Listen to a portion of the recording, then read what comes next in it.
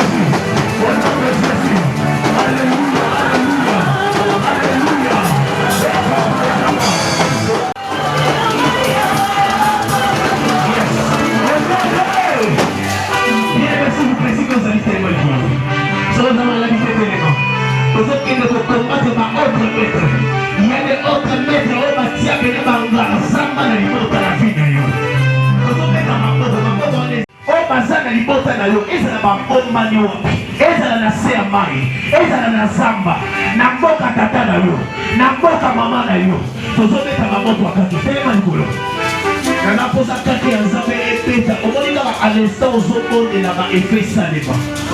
Oyazana kondima ebanda déjà au salema. Oyazana kondima kake beta déjà mamuna na yo. Mamuna na yo le sika o kake azambe beta ye. Kake azambe o maye. Kake azambe kauza bisala na ye. Lo balelo. Yazana kota lelo na maboko lo balelo.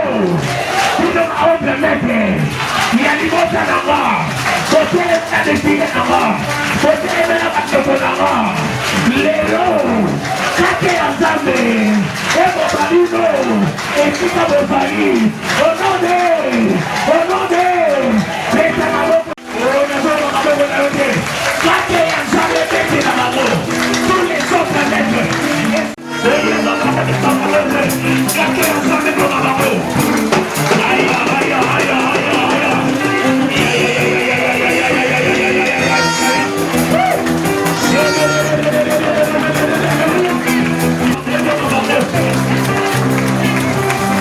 Hallelujah.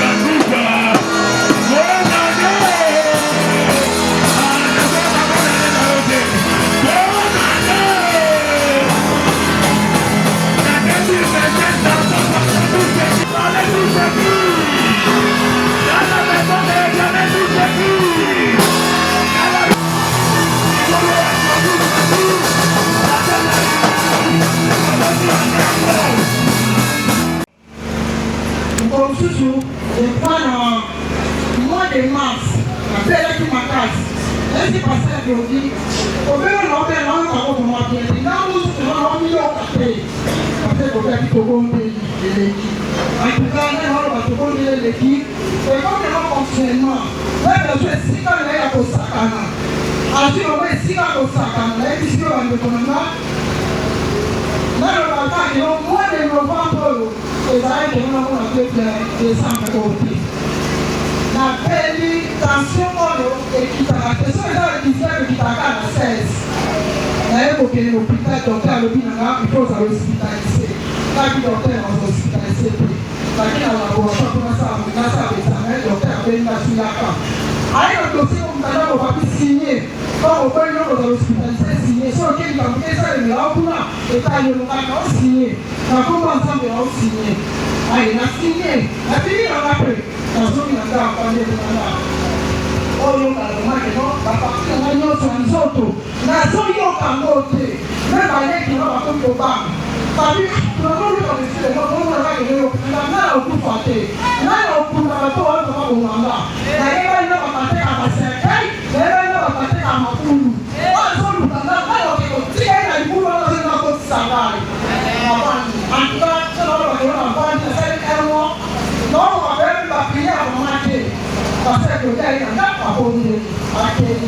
Ada yang kita apa? Orang pakai ni, orang pakai apa pakai.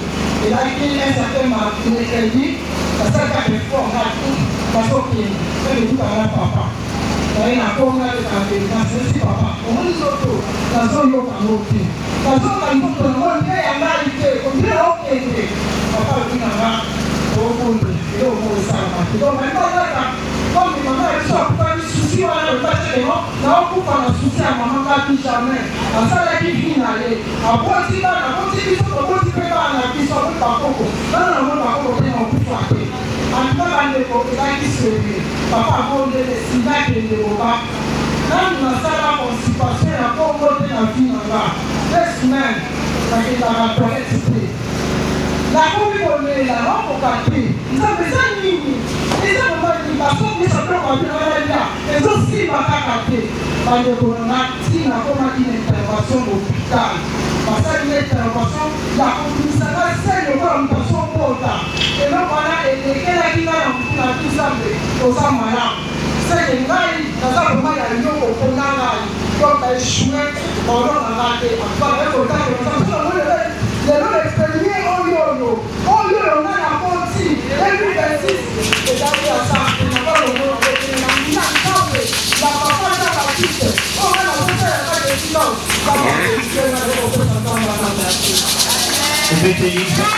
Amen. Nous sommes un témoignage au Père Nicolo, tant maman divine à tout ça, les amis, ma beaucoup.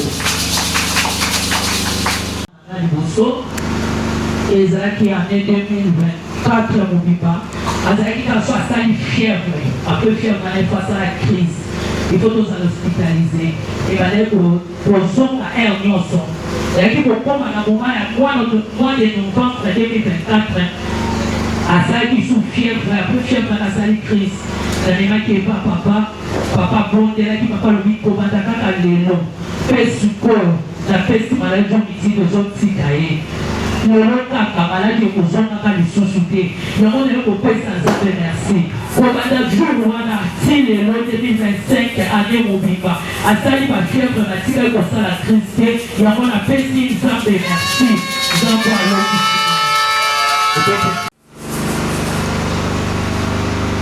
Amen, amen. Solengaka ye beba tabernacle ya diva. Moi, nabotaki le 31 décembre, après 5 fois la césarienne, après 4 fois, il y a la 5e enfant, nabotaki la césarienne. Nous avons appelé Sinangana Ville, mais l'homme le 31 a kokisaki 3 ans, il y a beaucoup de célébrer, il y a beaucoup de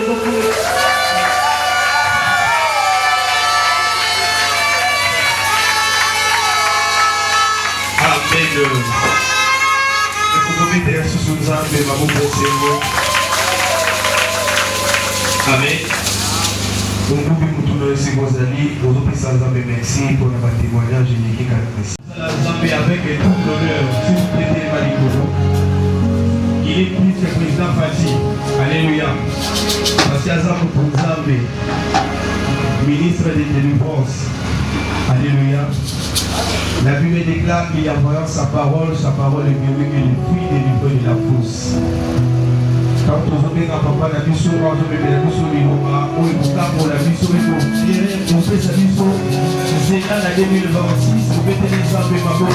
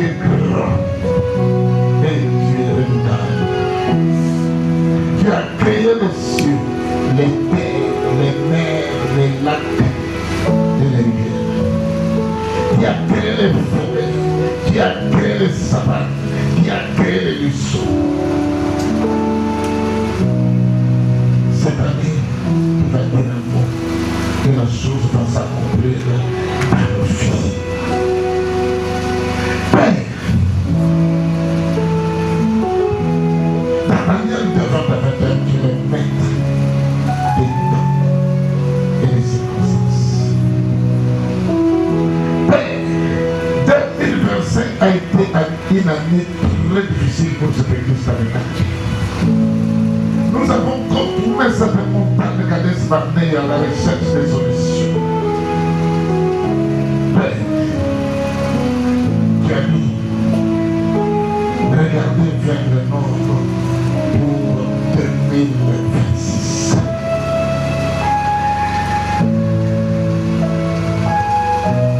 Cette année 2026, Seigneur, nous voulons que tes 7 noms rédempteurs puissent rayonner dans nos vies. Parce que tu as dit dans la Genèse, verset 8, on t'appelle Jéhovah Jireh. Cette année, tu vas pouvoir à chacun de nous selon ta volonté.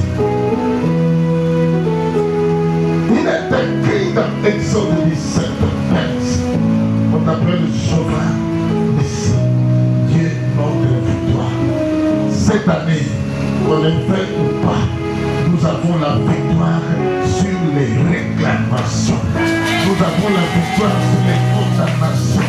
Nous avons la victoire sur toutes les lois et les actes. Et c'est là le nom de Jésus-Christ de Nazareth. Père, dans Exode 15, 25 à 26, on t'appelle El Rapha, le Dieu qui guérit. Père, nous avons connu en 2025 des maladies répétées. Cette année 2026, Jéhovah Rapha, qui est présent dans nos maisons, finis ces maladies répétées, finis ces maladies graves, finis ces maladies qui nous ont embêtés pendant toute l'année. Et c'est là au nom puissant de Jésus-Christ de Nazareth. En Juge 6, 20 à 22, on t'appelle Jéhovah Shalom, le Dieu de la paix, qui va mettre la paix dans cette église, qui va mettre la paix à nos célébrités, qui va mettre la paix dans nos foyers, qui va mettre la paix dans nos corps, âme et esprit. Dans Psaume 23, 1, on t'appelle les bons bergers. Père, nous voulons que cette année, ces versets de Psaume 23 puissent se réaliser dans nos vies. Le Seigneur Dieu mon berger, je n'ai manqué de rien, qui me fait reposer dans les verts pâturages, qui me dirige près des eaux paisibles, qui me restaure mon âme, qui me conduit dans les sentiers de la justice. À cause de ton nom, je ne crains pas mal. Ta coupée de l'embellissure, qui descend mon table, en face de mes adversaires qui vont dire ma tête et ma bouche. Le bonheur de la grâce vont accompagner les membres de cette église jusqu'à la fin de l'année. Et c'est là au nom de Jésus-Christ.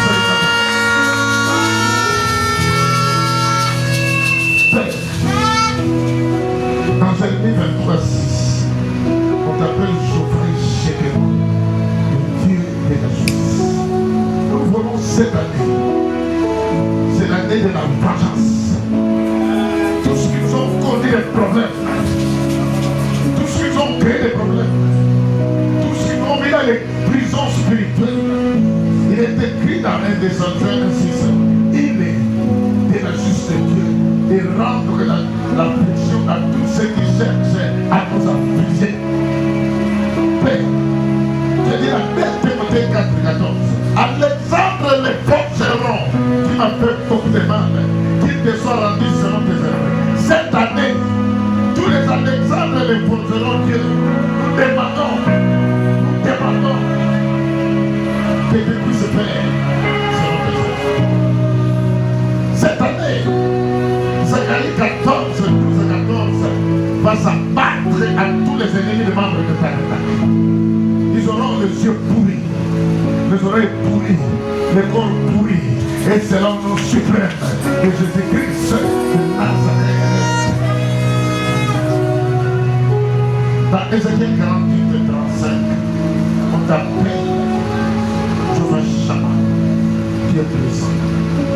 Seigneur, tu as dit dans 2 Corinthiens 5, 20, nous sommes les ambassadeurs de Christ sur cette terre. nos maisons seront cette année des véritables ambassades de Jésus-Christ sur cette terre. Et c'est le nom de Jésus-Christ de Nazareth. Nous sommes les ambassadeurs. Nos enfants sont les ambassadeurs. Aucun enfant de cette église ne peut marquer le minéral parce que tu es ambassadeur. Cette année, tu seras sous la protection divine. Parce que dans chaque ambassade, il y a des gardes de corps. Les anges vont garder nos maisons cette année. Et c'est le nom précieux de Jésus-Christ de Nazareth. La Bible déclare dans Zacharie 2:5, je serai tout autour de vous une grande vie. Que la miracle de Dieu commence à entourer cette église, entourer nos maisons respectives. Au nom de Jésus-Christ de Nazareth. Nous plaçons au milieu de cette église, selon l'ordre de Lévitique 6:6, le feu qui ne s'éteint pas. Cette année, c'est l'année de feu sur le feu. Aucune force ne peut abattre un enfant de tabernacle. Et c'est là le nom puissant de Jésus-Christ de Nazareth. Nous plaçons dessus les étoiles. Selon l'ordre de l'Écossais 7, 12 à 14, les filets. Nous plaçons dans nos maisons respectives les filets de Dieu. Tous sorciers, occultistes, tous ceux qui coopèrent avec nos membres de famille dans nos quartiers vont mourir cette année. Je dis, ils vont pouvoir mourir cette année. Et c'est là au nom suprême de Jésus-Christ de Nazareth. La Bible déclare dans Jean 3, le Fils de l'homme est apparu en fait de détruire les œuvres de ténèbres. Dans Ésaïe 66, 15, notre Dieu est un feu dévorant. Il convertit sa colère en flamme de feu.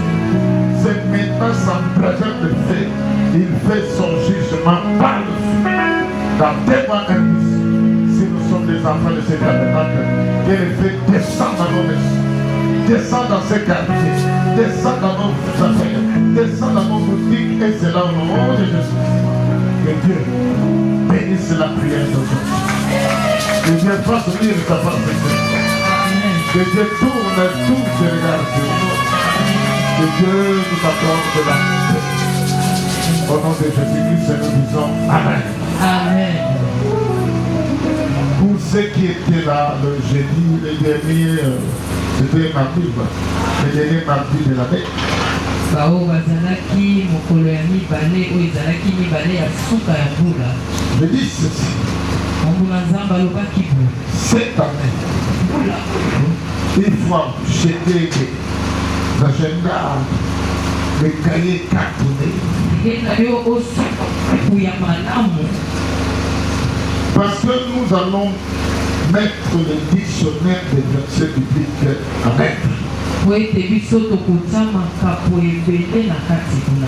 Tout membre de cette église doit avoir les îles écrites dans sa bouche.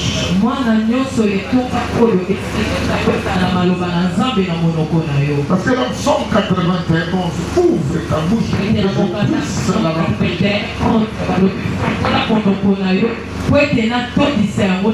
Je puisse la remplir par quoi? Par la parole de Dieu. Parce que dans Psaume 119, 18, ouvre mes yeux pour que je puisse contempler les merveilles de tes paroles. Dans Psaume 138, 2, dans la version anglaise, il dit ceci: ma parole est au-dessus de mon nom. Dans Hébreux 11, 3, je prie tout par la parole de Dieu. Tout enfant de cet tabernacle doit être la mesure de réciter les îles d'église. Parce que cette année, nous allons mettre Satan à terre. Nous allons mettre les démons hors de nos maisons. Même dans nos maisons. Si vous êtes des couples dans cette maison, vous voulez les regarder Novelas. Esika bino botala penza etando ete. Faites des échanges de versets. Bino bolobaka maloba ya Nzambe makapo na monoko na bino. Il est écrit. Il est écrit. Liloba ya Nzambe elobi boye. Liloba ya Nzambe elobi boye. Amen. Amen. Bien-aimés dans le Seigneur. Balingami kati na nkolo. Après 21 jours sur réclamation. Na nsima ya jour ozalaki na wana esika oyo. Sur les réclamations maléfiques. Likolo ya maloba oyo ya monguna. Tous les serviteurs qui sont passés, ils ont été à la hauteur. Basali nyonso ya Nzambe oyo baleki awa bango bazalaki likolo eske longo obetela Nzambe maboko. Ils ont démontré les méfaits de réclamation. Bango balakisi biso lolenge nini maloba ya mabe esalaka na bomoi ya bato. Ils nous ont démontré Bango balakisi biso comment nous sommes condamnés. lolenge nini biso bakatela biso etumbu ya bato. Comment nous sommes réclamés dans les hôtels. lolenge nini balobelaka biso likolo ya etumbelo ya Satana. Nous avons vu ici comment presque une fillette de 16 ans, son corps est devenu le temple ou l'hôtel de terre. Tomoni awa elenge mwasi lolenge nini nzoto na ye ekomaki etumbelo ya Satana. Bien-aimé, balingaki lui au moins connaît la délivrance. ye amoni bokangola. Est-ce que toi tu connais? Yo yebi oyo ya yo. Si ton corps est un hôtel, Soki nzoto na yo eza etumbelo. si dans ton hôtel, dans ton corps il y a des chaudrons, Soki na kati ya nzoto na yo ezali na banzungu ya mabe. papa la moza la lola, Apana nga oza na lola. dans nzoto oyo te, Nzoto oyo te. makambo na bino mosala, Makambo na bino kosala. ezala yo tata na nga, Ezala yo tata na ezala yo ngai. koko na nga, Ezala yo koko na ngai. ezala grand-parent na nga, Ezala grand-parent na arrière ngai. grand-parent na nga, Arrière grand-parent na makambo na ngai. bino Makambo na bino etalika te, etali ngai te. nzoto na nga Nzoto na ngai eza temple eza ya temple molimo santo. ya molimo santo. Amen. Amen. Bien-aimés dans le Seigneur, balingami kati na nkolo. le thème qui va nous emmener à la traversée de ce matin, likambo oyo ekobokisa biso la victoire sur les lois établies. elonga likolo na mobeko oyo batiela biso. Quand vous voyez les réclamations, les condamnations, totali maloba to etumbu oyo bakata il y a des lois établies dans nos familles. ezali mpe na makambo oyo batiela biso to bakatela biso. Aujourd'hui, lelo nous allons en découdre avec les lois établies. tokokata to tokobuka mibeko oyo Nous basala na allons mabota na sortir de biso. cette église tokobima na sans kati loi etwana établie oyo de nos familles. likolo na biso mobeko ekozala te. Amen. Amen. Nous allons lire Nombre 27, 1 à 12, et puis Proverbe 22, verset 28.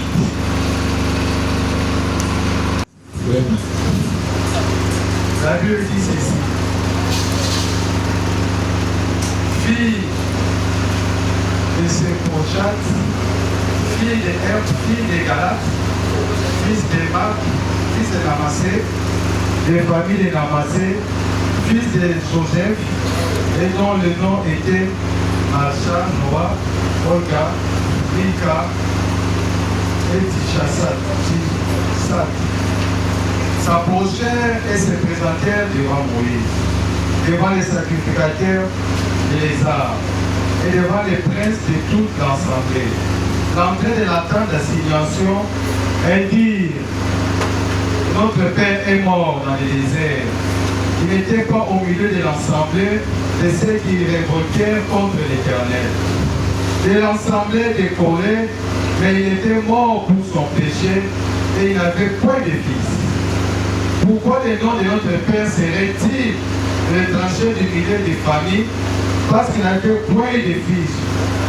Donne-nous une possession parmi tes frères de notre père. Moïse porta la cause devant l'Éternel. Et l'Éternel dit à Moïse: les filles de Sérophach ont raison. Tu leur donneras en héritage une possession parmi les frères de leur père. Et c'est à elles que tu feras passer l'héritage de leur père. Tu parleras aux enfants d'Israël, tu diras, lorsqu'un homme mourra sans laisser de fils, vous verrez passer son héritage à sa fille. S'il n'y a point de fille, vous donnerez son héritage à ses frères. S'il n'y a point de frères, vous donnerez son héritage aux frères de son père. S'il n'y a point de frères de son père, vous donnerez son héritage aux plus parents de sa famille. Et celui qui le possédera sera les enfants d'Israël. Une loi, un droit comme l'Éternel avait ordonné à Moïse. Proverbe 22, 28.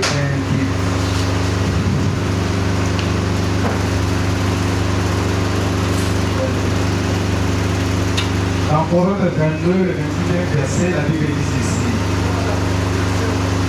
Ne déplace pas la borne ancienne que ton père ont posé. Parole du Seigneur.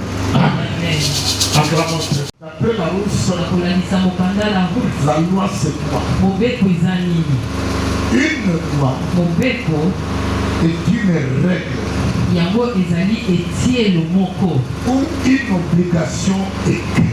to likambo moko bakomi yango oyo esengeli na bato balanda. Une loi est une règle ou une obligation écrite auquel les hommes ou les femmes doivent se conformer. esika oyo basi to mibali esengeli balande. Je reprends. Une loi est une règle ou une obligation écrite auquel les hommes doivent, ou les femmes, les hommes et les femmes doivent se conformer. Ça va? Je vais continuer. Je reprends pour meilleure compréhension. Une loi est une règle ou une obligation écrite auquel les hommes doivent se conformer. Les hommes ou les femmes doivent se conformer. Bien-aimés dans le Seigneur. balingani kati na nkolo Dans ces versets de Nombre 27, 1 à 12, na kati ya mokapo oyo ya kotanga on nous parle d'un cas dans la Bible balobeli biso likambo moko songolo na bibilia qui s'est produit en Israël. yango esalamaki kuna na Israele. Les filles de Tcholopate, bana basi oyo ya Tcholopate à la mort de leur papa, ntango tata na bango akufi il s'agissait de ces 5 filles.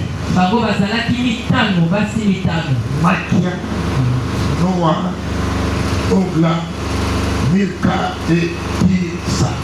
bakombo na bango yango wana. Ils se sont présentés chez Moïse bango baye liboso ya Mose pour réclamer leurs droits. mpona kosenga oyo ezalaki ya bango. À cette époque-là, na eleko wana Moïse était incapable de donner la solution à cette fille. Mose ye azalaki na makoki ya kopesa bango eyano Il te. leur a dit, ye alobi na bango laissez-moi, je vais d'abord consulter l'Éternel. bozela ngai natuna nano yawe. L'Éternel consultait l'Éternel. ntango ye ake kotuna yawe nzambe na bibutu. C'est comme ça, Dieu va dire à Moïse, écris l'histoire sur l'héritage. na ndenge wana nzambe ayebisi ye koma lisolo ya libula. Si le père meurt, soki papa akufi s'il n'a pas de fils, soki aza na mwana mobali te vous comprenez que l'héritage s'est transformé en père à fils. boyebi ete libula yango elongwaka epai ya tata ete epai ya mwana mobali. S'il n'a pas de fils, soki aza na mwana mobali te vous allez donner l'héritage au fils. okopesa libula na ye pa bana na ye ya basi.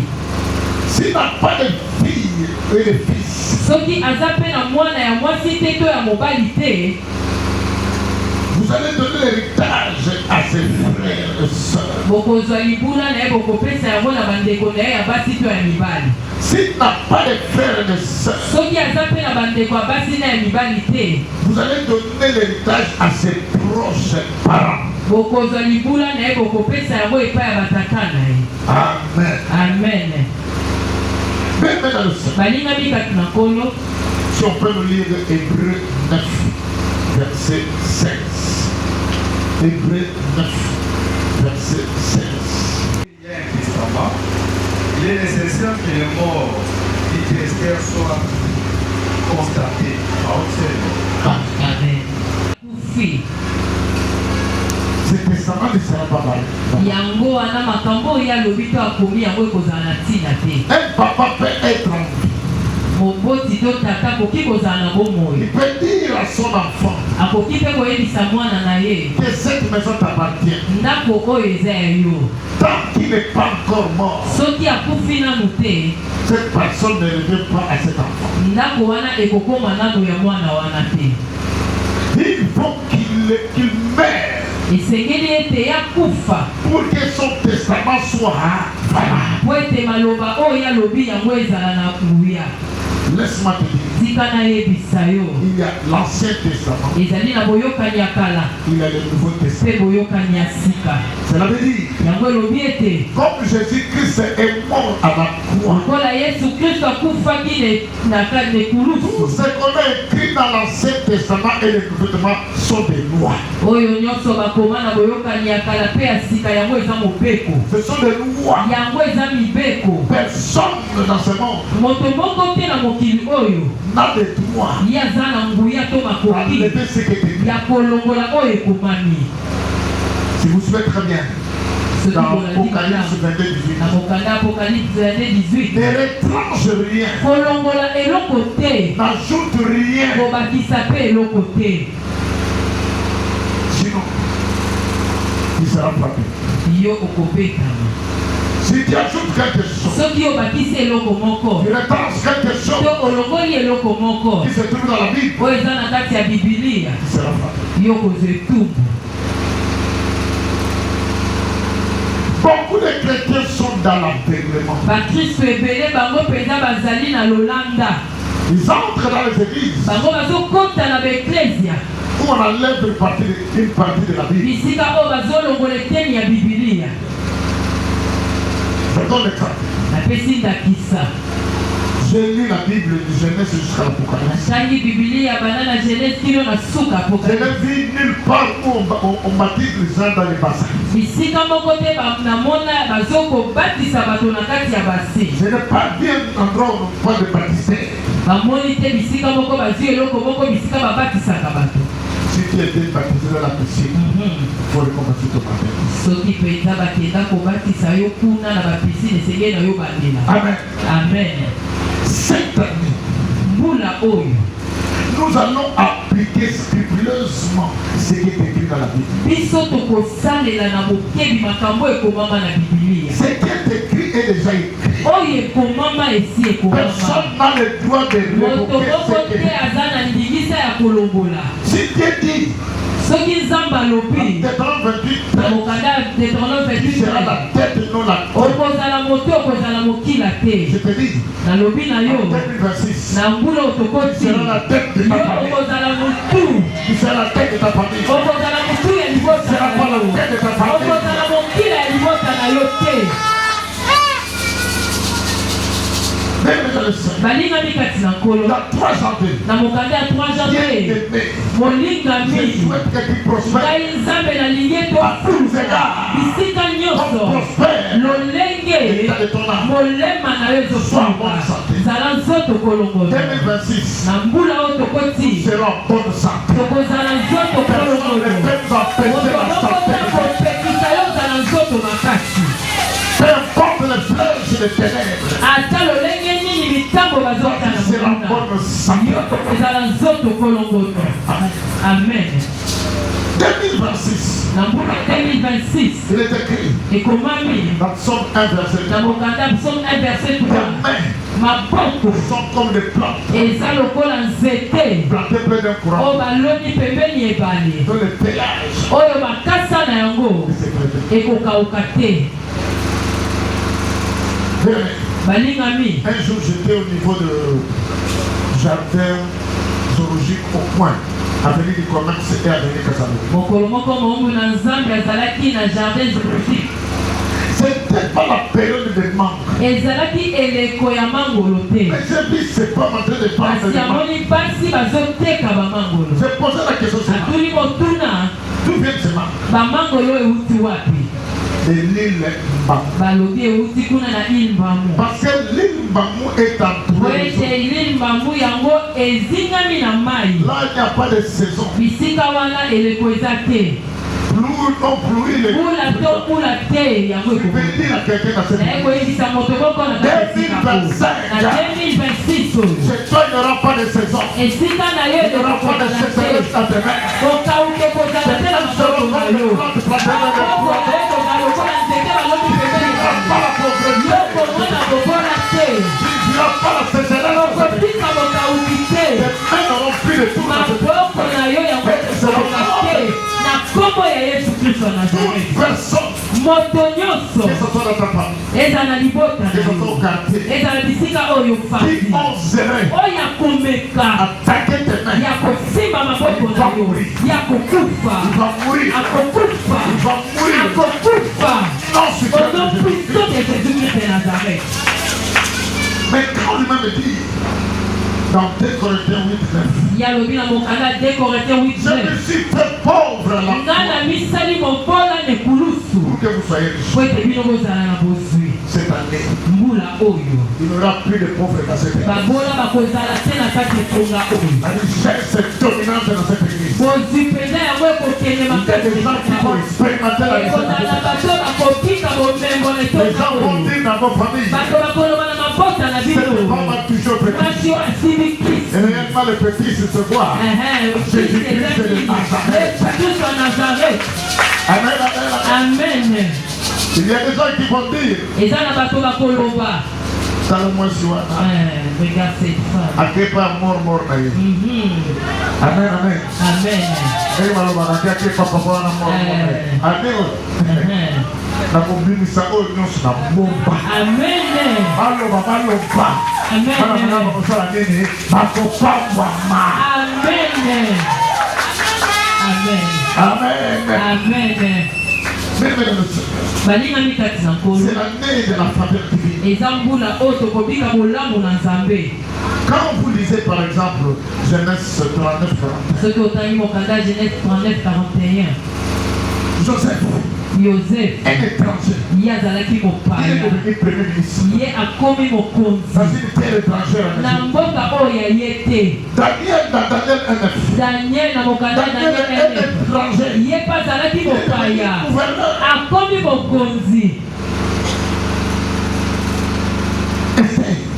Esther Verset 2, 15 à 17. na mokanda Esther 2:15 à L'enfant 17 de sentinelle ye azalaki mwana oyo asinzili s'est marié avec le roi ye ake kobala mokonzi ya mboka akomi mwasi ya cette mokonzi année. mbula oyo.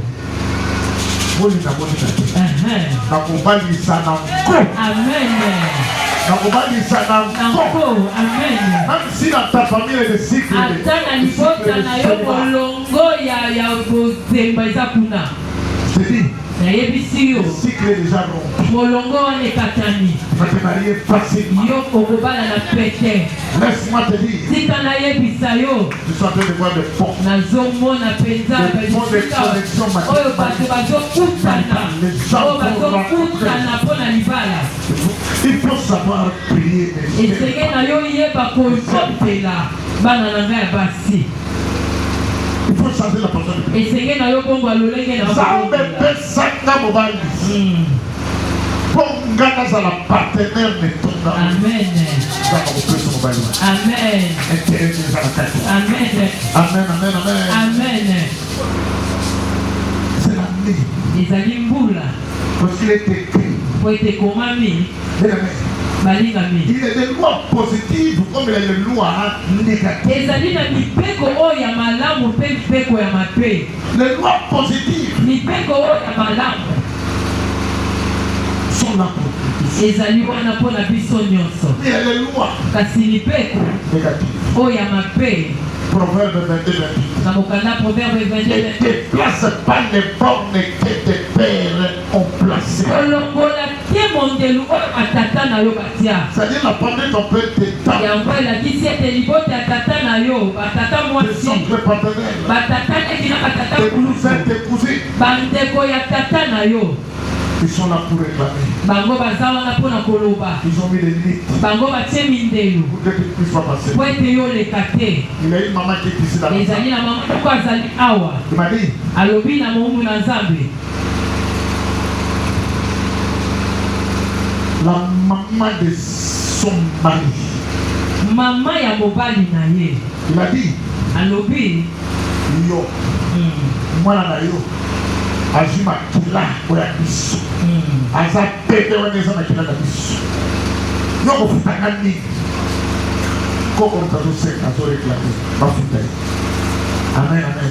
Amen. Laisse-moi te dire. Tika na ebisa yo. Personne qui va réclamer ce qui n'est pas normal. Moto nyonso oyo akosenga to akoloba nzela te ya kokufa. Amen, amen. Amen. Omotaki mwana na ko mwana te.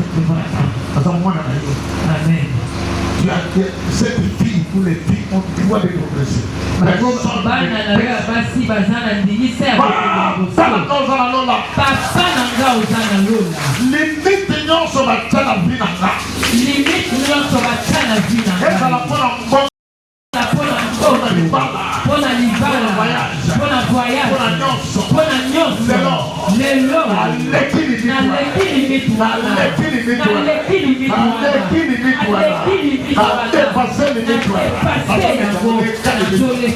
Limite nyonso batielaki ngai. Naleki yango. Mungu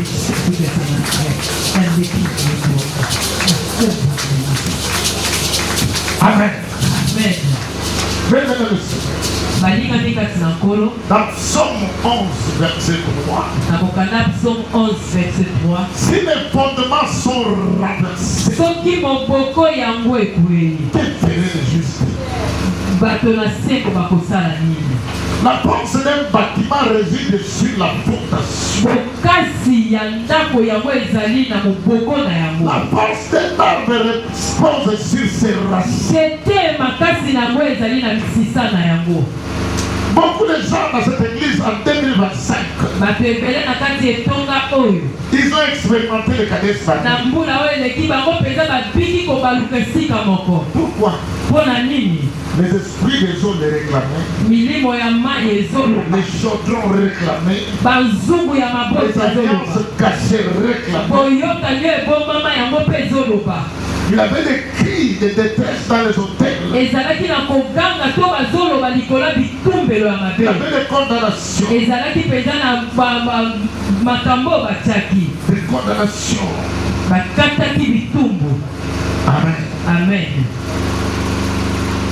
Nous avons vécu cette année 2025.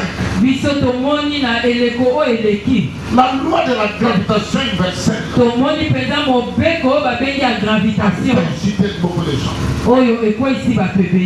Les lois qui réclamaient. Amen. Amen. Première partie du message. Découvrir pour recouvrir. Si tu ne découvres pas, tu ne vas pas recouvrir. Je vous ai donné pour la condamnation et les réclamations. Pour la réclamation. 27 points. Et ces alliés présents habitent au Bachaki. De la Kirdan et des vents. Yango les alliés va venir à Kirdan et des vents. Je crois que chacun de nous a ses papiers. Kanisi était motonio soza na kate sika o atana lokasa. Est-ce que vous avez ces papiers?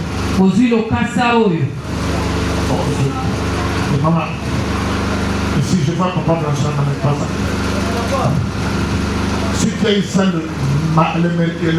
jeudi, il ne faut pas avoir de papier. Protocole ici.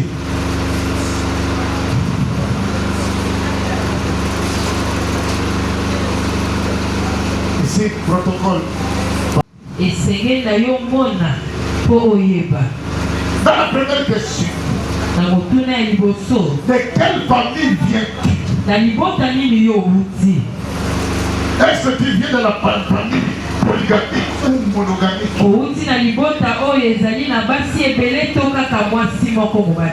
Est-ce que ton père était polygame ou monogame? La deuxième question qu'il faut se poser. Quelle est la situation matrimoniale de tes parents? Étaient-ils divorcés? Amen. Amen. Avant d'épouser une femme. Avant d'épouser un homme. Amen. Amen. Troisième question. Dans quel environnement tu as grandi? Paisible ou quel?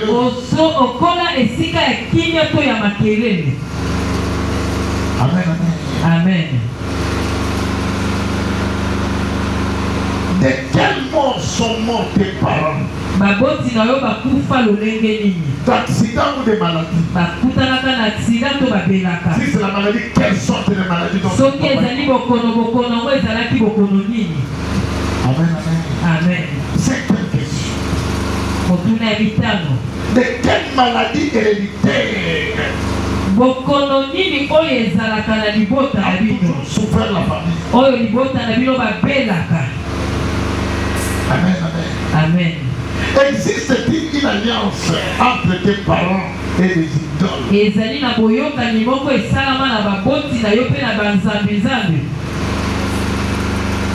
Si tu n'es pas connu, est-ce que tes parents sont en rapport avec les guides?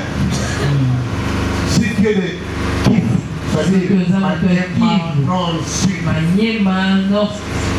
est-ce que tu as des rapports avec les Kimbilikites? Si tu es de la province orientale comme Maman Jeanne, est-ce que tu as des rapports avec le Fonoli et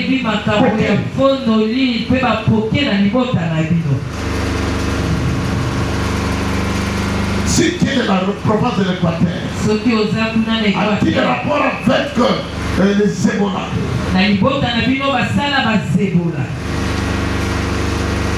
Tous ceux qui vivent dans la près des lacs, comme je nomme un homme Molomo.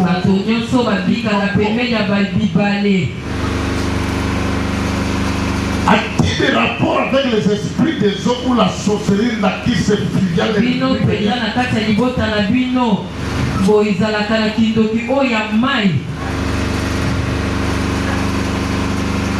Tes parents, à quel âge ils sont les premiers enfants? Ont-ils eu les premiers enfants? À quel âge ils ont les derniers enfants? Quelle est l'histoire de la famille paternelle et maternelle? Est-il issu d'une famille riche ou pauvre?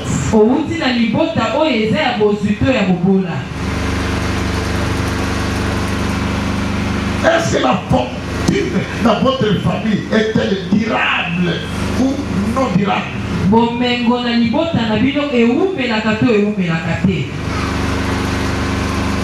Est-ce qu'il y a la mort prématurée dans votre famille?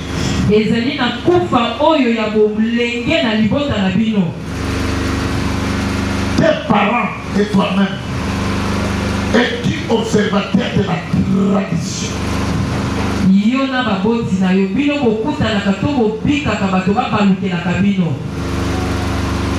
Est-ce qu'un de tes parents était une fraude? Est-ce qu'un de tes parents était un fumeur? Est-ce qu'un de tes parents était un brigand? Est-ce qu'un de tes parents est sorcier? Est-ce qu'un de tes parents était malade mental? Amen. Amen. J'étais ici le jeudi. Maman Jeanne nous a dit. Maman Jeanne a lobi na biso. Que font les chèques? Ma chèque ma kombasala. Bazi makina ya nya. Makina skata. Chèque nyonso koza na groupe wana akati gilet asopi makinani na kati ya nzungu bango nyonso bali komela moko makina wana oyo na ya niao ne ya bango. Amen. Il faut un pacte. Ils se comportent comme les animaux. Bango basali boyokani pe bazobika lokola banyama. Donc il ne recule pas devant un problème. Bango bazongaka nsima te liboso ya likambo. Amen. Amen. Un de tes parents est-il rebelle? Moko ya baboti na aza motomboki. Un de tes parents est-il un ou une prostituée? Moko ya baboti na oyo aza ndumba to bato batelemaka na nzela ya mwasi to ya mobali. Est-ce que tes parents ont grandi comme des orphelins? Baboti na yo babokoma to bakola lokola bana bitike. Tes parents étaient des esclaves. Baboti na yo bazalaka baumbu. As-tu des parents querelleux? Ozana baboti oyo baswanaka to bato ya bitumba. As-tu été adopté? Yo bazwa yo mwana bakotisi yo na libota moko songolo osikohuta te. Qui sont tes associés? Banani oyo sanganaka na bango. Qui sont tes mentors? Banani oyo yo olanda. Qui écoute quelle voix? Oyokaka mongongo nini? La voix de Dieu ou la voix du Seigneur? Mongongo ya nzambe to ya nyoka. Beaucoup de gens bato ebele ont quitté un lieu propice à cause de la deuxième fois. Bango balongwa nesika ya malamu likolo ya mongongo ya mibale. Quelles sont les remarques que tu préfères à tes amis ou à tes partenaires qui travaillent? Bato oyo ozalaka na bango makambo nini bakebisaka ona yango? Amen. Amen. Même dans le Seigneur. Balingami kati na nkolo. Ces textes yango penza eza tutu mibale na sambo. Vont te conduire à une délivrance profonde. Yango ekomema ona bokakolami oyo ya bozindo. Amen. Amen. Tu as le temps. Ozali penza na profondeur ya kokota na bozindo. Venir à la cure d'âme. Oya penza na cure d'âme. Amen. Amen. Même dans le Seigneur. Balingami kati na nkolo. Beaucoup de chrétiens, bakristu ebele malgré leurs moyens, na kotala penza makoki na bango, ils ont connu des problèmes et des problèmes dans leur vie. bango bakutana na makambo ebele na bomoi na bango. La première question, motuna ya liboso, qu'est-ce qui ne marche pas toujours eloko nini esimbaka te kaka dans ta maison? na ndako na yo? La deuxième question, motuna ya mibale, tu es né quelle date? obotama na ntango nini? Amen. Amen. Hier, j'ai reçu un cousin. Lobi moombo na nzambe ayambaki ndeko na ye moko. Il a commencé à me parler de sa femme. Akomi koloba mpo na mwasi na ye. Ça ne marche pas dans la maison. Ezosimba te na ndako. Je cherche maintenant le divorce. Nazoluka penza nakabwana na ye. Rien ne marche. Eloko moko te ezosimba. Tout ce que je dis à la maison, Nyonso nazoloba na ndako. cette femme n'écoute pas. Mwasi wana yokaka te. Même si je suis malade, Ata naza na bokono. elle ne s'occupe pas de moi. Ye akipaka ta te. Je lui ai posé simplement deux questions. Natuni kaka mituna mibale. Votre femme est de quelle province? Mwasi na yo ye aza moto ya wapi? Manième. Yalobi ete aza moto ya Maniema. Yes. Deuxième question. Motuna ya mibale. Elle est née quelle date? Abotama na ntango nini? Le 14 juin. Yalobi ete abotama le 14 juin. J'ai commencé à rigoler. Adoration. Quand nous sommes comme série, nous sommes. Abi ozoseka nga nazoyebiso makambo mpenza ezosala nga pasi. Je lui ai dit, ta femme Nayebisi ye mwasi na yo est dans l'adoration de ye Dieu. aza mpenza na adoration ya reine du ciel. C'est la première fois dans sa vie. Mbala ya liboso na bomoi na ye ye ayokana mokonzi wa Elle est passée dans beaucoup d'églises. atamboli betonga ebele natu ayoka likambo wana Je te. dis, ta femme est dans la trompe. Nayebisi ye mwasi na yo mpenza ye afanda na kiti ya Il bokonzi. faut qu'elle soit délivrée Esengeli na ye bakangola ye pour que tu sois po ete calme dans ta vie. yo ozala na kimia na ndako na yo. Je lui ai dit, ma carte de visite, viens avec ta femme. Napesi ye lokasa nayebisi ye yaka na mwasi na yo. Amen. Amen. Vous connaîtrez la vérité. Okoyeba koyeba et la vérité solo va vous affranchir. pe bosolo yango ekosikula Aussi longtemps que tu ne connais pas soki oyebi te ton squatter, moto afanda kati na yo moto akonzaka na bokoyi na yo demoni oyo afandaka epai na yo yo okobalukaka kaka esika moko. le témoignage de ma divine, litatoli oyo ya mama divine elle est partie au Gabon comme servante de Dieu. ye akendaka kuna na Gabon lokola mosali ya Nzambe. Elle avait des problèmes. ye azalaki na Elle a makambo consulté les prophètes et les prophètes. ye mpenza ake koluka basakoli na basakoli. Tous au moins la moitié comme on a une Baye Asalani, bamonaka mwasi. après la prophétie, c'est quoi? na nsima ya koyoka lisakoli eza nini? Quand Jésus-Christ est entré dans le temple, ntango yesu kristo akoti na il tempelo a ouvert les ye parchemins, afongoli mokanda le livre d'Ésaïe. ye afongoli mokanda ya Nzambe alobi L'Esprit du Seigneur est sur moi. molimo ya Nzambe eza kati na ngai mpona kambola bayebaka soni mpona bimisa bayebasa na kati ya boloko mpona komisa na bosoni bayebaka nani alobi te naye kosakola Il n'a pas dit. alobi bongo te.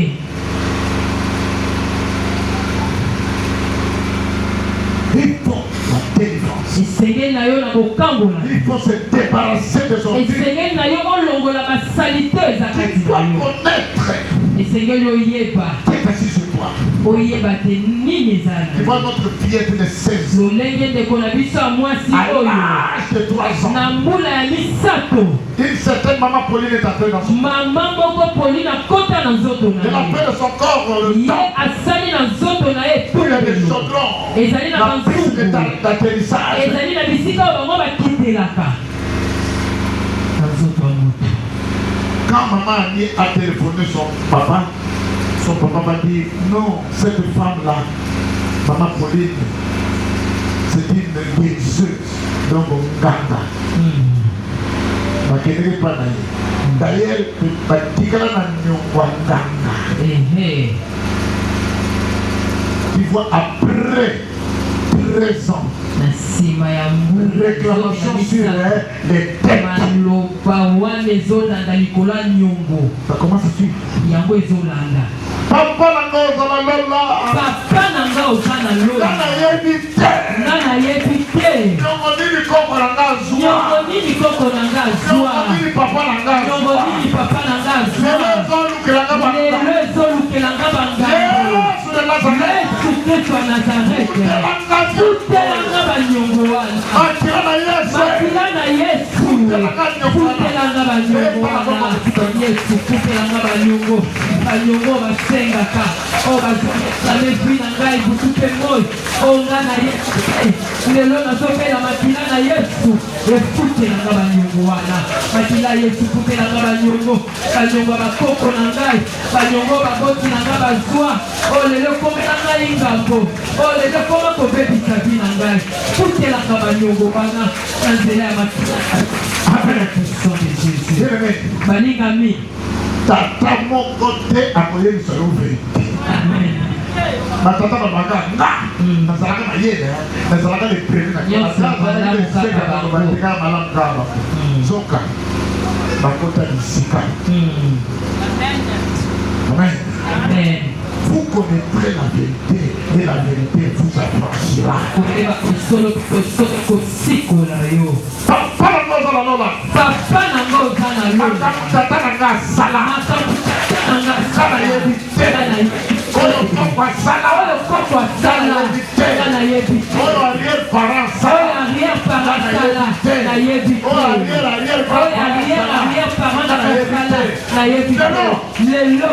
azorevoke makambo na bango. azorevoke makambo na bango.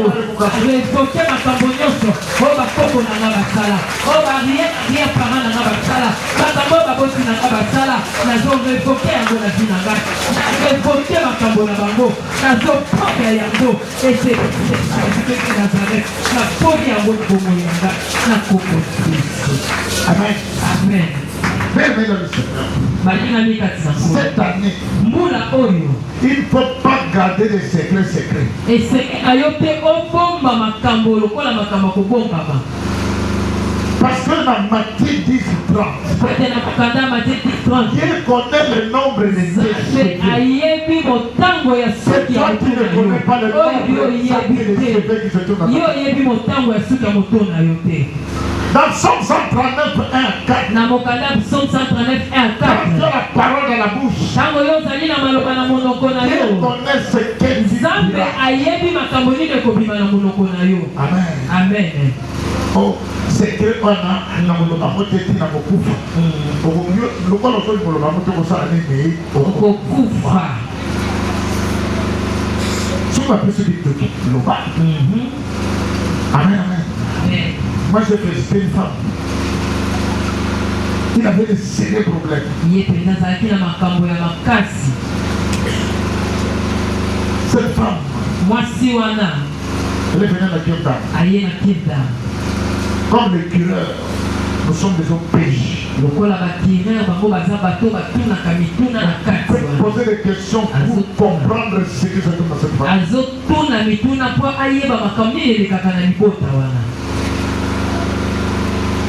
Je l'ai dit.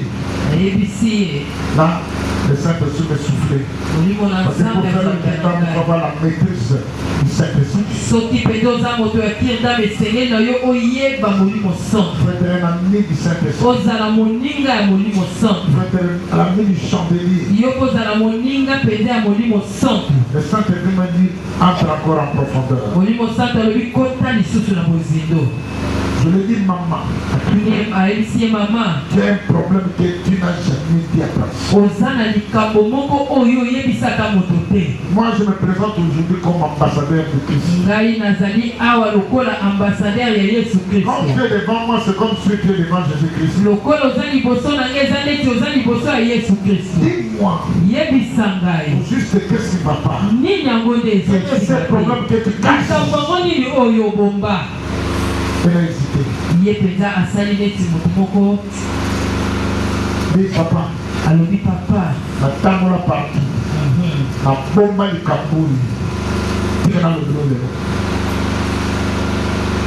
Ma âge à 4 ans, ma qualité congé dans une piste. Au lieu de donner de l'autre. Coco, excusez-moi le terme, la banane qui est la dernière.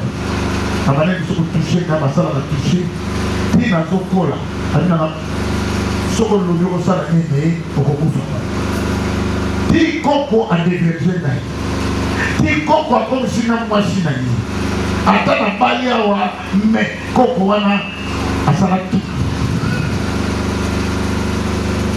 Vous connaissez la vérité et la vérité vous c'est à partir de ce moment son grand-père était démon résident dans sa vie. Marie esprit. Quand on a chassé ce mari esprit, c'était fini. On a commencé à monter une précis.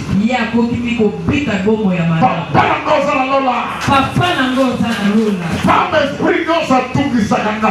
Marie esprit non ça tout qui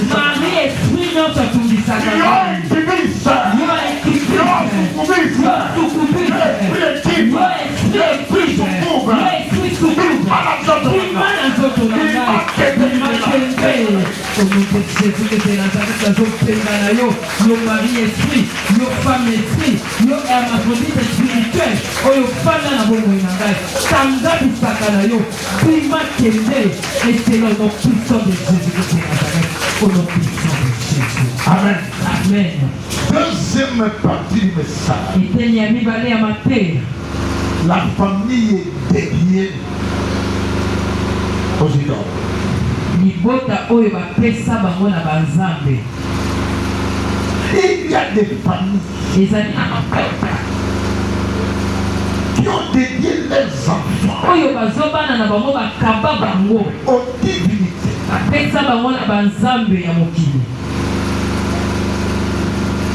Aux dieux étrangers. C'est comme beaucoup de gens dans cette église. Si vous avez échoué, nous avons échoué. Si vous avez échoué, vous avez l'échec. Pourquoi ça vous fait l'échec? Toi, tu as échoué. tu as joué. Voilà, yo kakemi. Amen. Amen. Tu as joué. Okakemi. Il faut amener les gens dans le ciel. Esenge kayote ome mabato mesika na yo kokakema. Ils ont dans la kalao. Mais si vous avez soit moi j'ai vu les gens venir ici. Et moi écouter à ça. J'ai vu les gens venir ici. Nous allons dessus à Bali. Nous nous souhaitons pour l'année. Amen. Amen. Il y a la clé du nom dans cette église. Ezali pena na fongola. Cette année, Mbula oyo. ce qui est écrit dans Proverbe 25. Oye komami na mokanda ekokobisama na bomoi na Tu yo. auras la rosée, la pluie de bénédiction. Yo okomona mbula La pluie que tu n'as jamais vue dans ta vie. mbula ona te na bomoi Les droits de ta vie vont tomber. veko wana Les ekokwea condamnations vont tomber. etumbu Les réclamations ekokwea vont prendre vie. maloba mabe On kokima va détruire les hôtels sataniques. tokobuka mpenza On va bitumbu détruire les elakata gens. On va détruire tous les hôtels sataniques. tokobebisa bitumbu Les chaînes vont partir. elolo Les ekokwea liens héréditaires vont tomber. basinga Les chaînes ekokwea sataniques vont tomber. minyolo na mongulu Tout va tomber dans cette année. nyonso Tout va tomber, ekokwea tout va tomber, tout va tomber. Sautez-les. Canal écoute. Canal sentir. Papa n'a pas osé dans le bas. papa nanga oza na lola Dans tout toi les mots. na butu ya lelo Mille nyonso à Jéricho. mire nyonso ya jeriko Katagana na 2025. oyo ekangakanga na 2025 Fuki ya kolelo. puki yango lelo puki yango na puki yango lelo au nom puissant de Jésus de Nazareth au nom puissant de Jésus.